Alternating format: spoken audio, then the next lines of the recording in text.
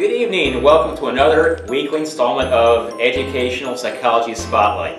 I'm your host, Dan VanGenechten, and today our Spotlight in Psychology is on Lawrence Kolhberg and his theory of moral development. And speaking of Dr. Kolhberg's theory of morality, we have to know what morality is in the first place. What are moral values? What is morality? The legal definition is a recognition of good and evil, or between wrong and right. We all know it, or hopefully know what's wrong and right. The rest of the definition is respectful obedience to the rules of right conduct, the characteristic of behaving in a manner intended by or intended to produce good results. So that's the legal definition. How does that tie back into Kolhberg's theory of development or moral development? Why is it important to us as we sit in our classrooms and become teachers? I'll tell you why it's important. This is important. It's important because if you look back historically at the educational system in America, most of our public schools were founded on these principles. For instance, the first American public school in Boston was 1635. It was called the Boston Latin School, but it taught the virtues and values of family, religion, community, how to read a Bible, things like that. And by the mid-1800s, academics became the sole responsibility of most public schools. So the virtues and values kind of were starting to slip away a little bit and get more into strictly the academics. And the virtues and values being left to be taught by the parents at home.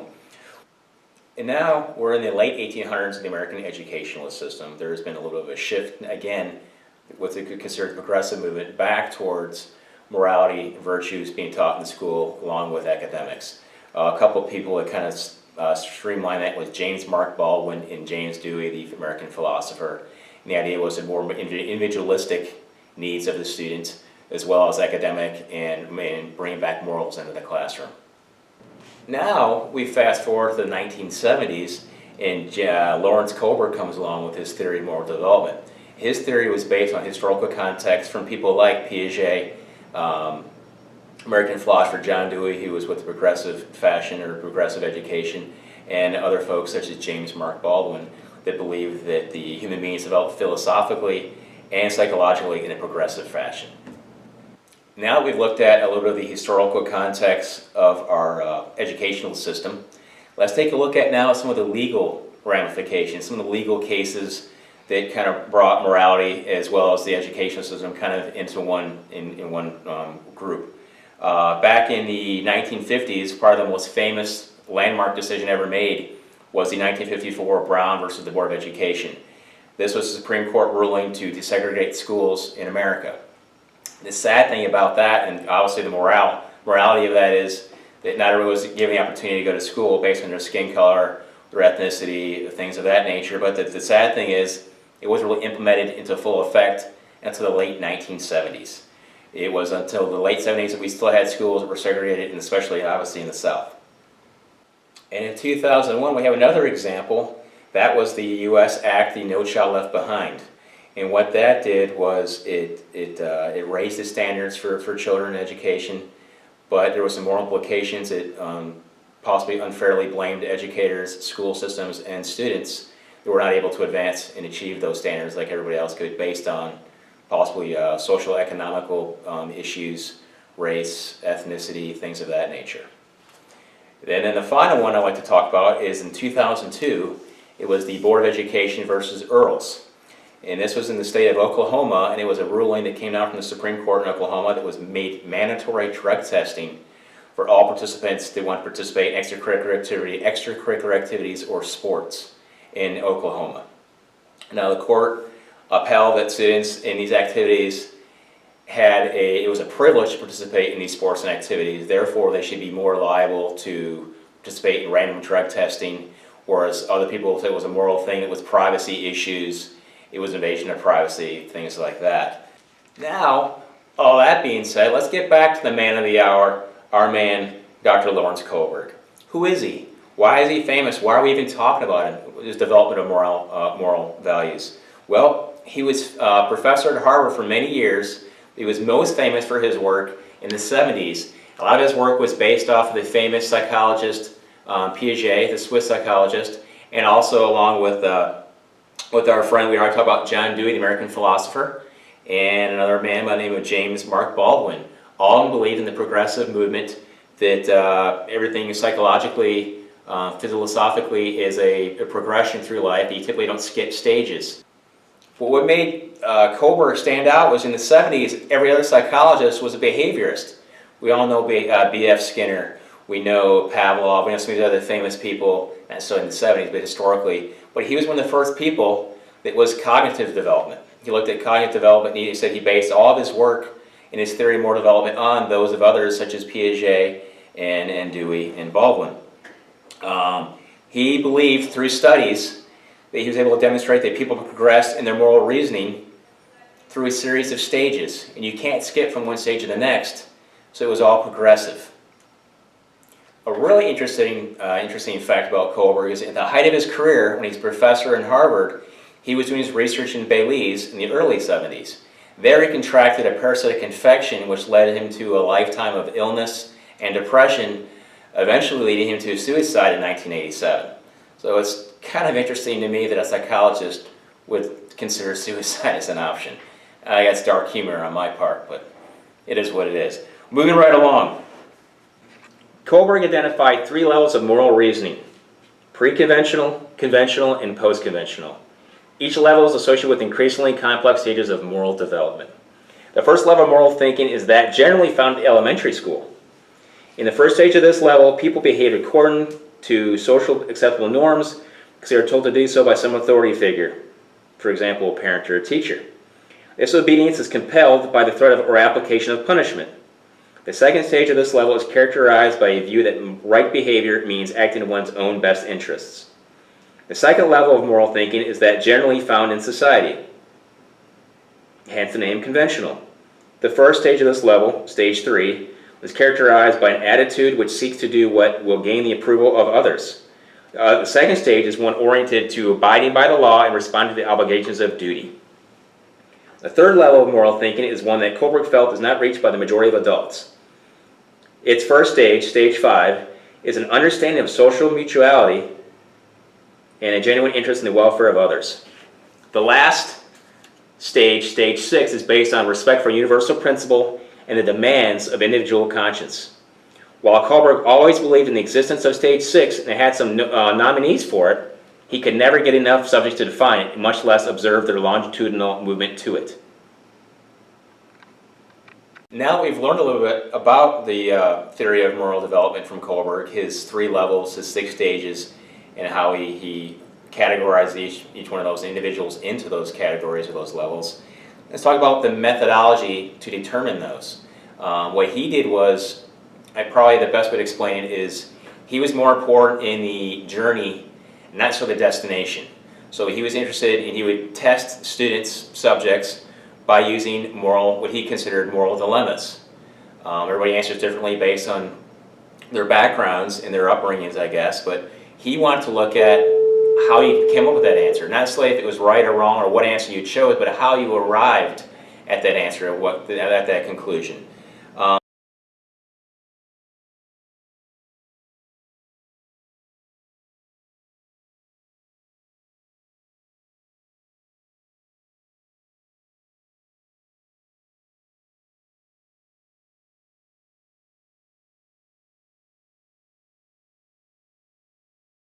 The trolley problem. Clang, clang, clang with the trolley.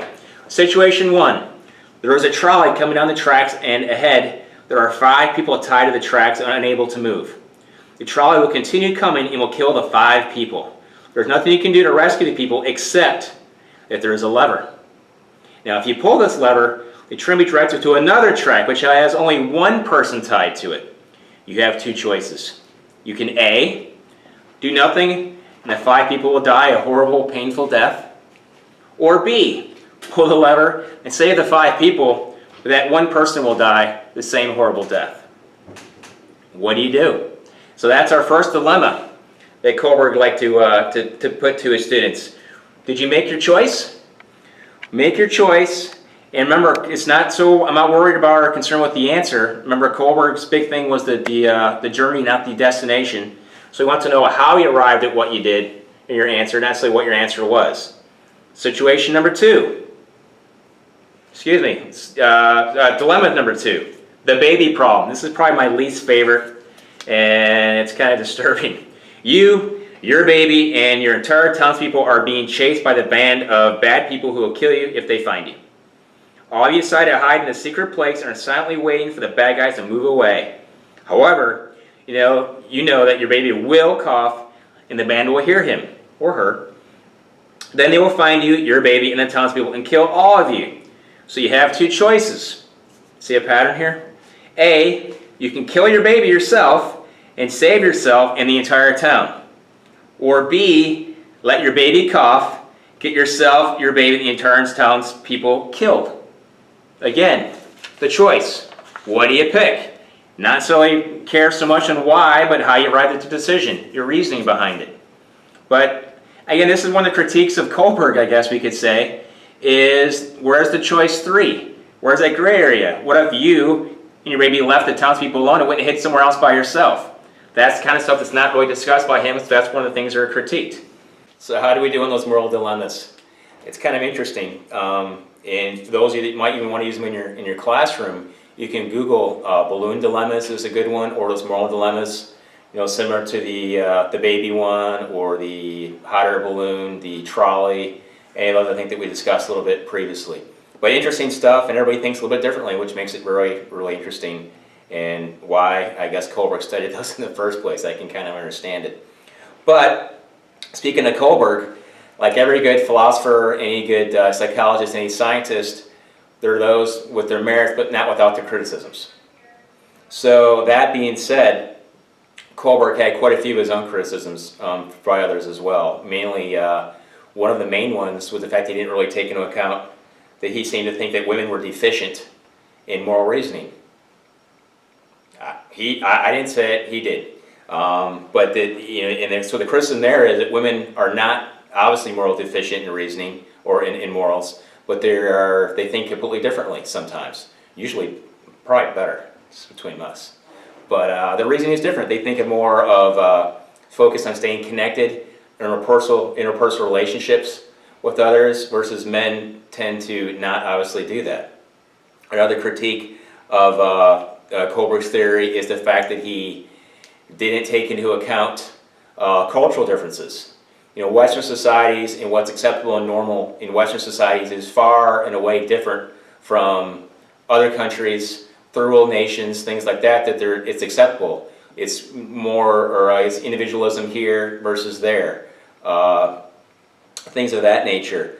And the last or final critique I like to point out of Kolhberg's theory is he was really too black and white. And we all know that there's more gray areas out there in dilemmas, and it's not necessarily black or white or black or white or right or wrong, but there's some gray areas there. For instance, a professional, a businessman, works all day making ethical decisions whether it's being business activities, deals, trade agreements, whatever it might be. That's great. But then on the way home from work, he stops by the local bar, has a couple of cocktails at night, and gets in his car and drives drunk. Obviously, morally, that's wrong. So there's a lot of inconsistencies. A lot of people point out with Kolhberg's theories. To recap again, most of his studies consisted of white boys of upper or middle class. Usually didn't really study women because he said that they're morally deficient. He didn't take into effect cultural bias from cultures and societies that weren't necessarily Western based. So what might be wrong in one society might be encouraged or accepted in another society. And the third, just the black and white nature of his dilemmas. And we know now, looking back, that that's not necessarily the case in most situations. It's gray. There are a lot of gray areas out there, gray areas in everything we do. So that being said, Kolhberg had excellent ideas, a lot of psychological theories and thoughts came from his work. A lot of it was groundbreaking at the same time, building on Piaget's work, as well as a lot of educational. The debate can rage on probably daily and nightly as far as the morality in the classroom. What do we teach? Because there's morals in the classroom as well, and a lot of that's getting pushed more and more seemingly onto the teacher and less from the parents. The parents and the society overall seems to be pushing that to be all part of your reading, your writing, arithmetic, and moral development. So what does that do? Well, it puts a lot of on our shoulders as educators. So those are all things we need to look at. I hope you enjoyed today's show. I know I enjoyed making it and bringing it to you today. I hope it was fun and exciting and maybe cause a little creativity or a little curiosity to maybe go look up some of these things on your own time, or incorporate some of these things. I know these moral dilemmas are something I want to use in my classroom. Something you can research on your own and bring it in your classroom as well, whether it be a science, math class, or ELA, what have you. But thank you for your time and attention listening. This is Dan VanGenechten again for the Spotlight on Educational Psychology, with our spotlight today on Lawrence Kolhberg and his theory of moral development. Have a good night.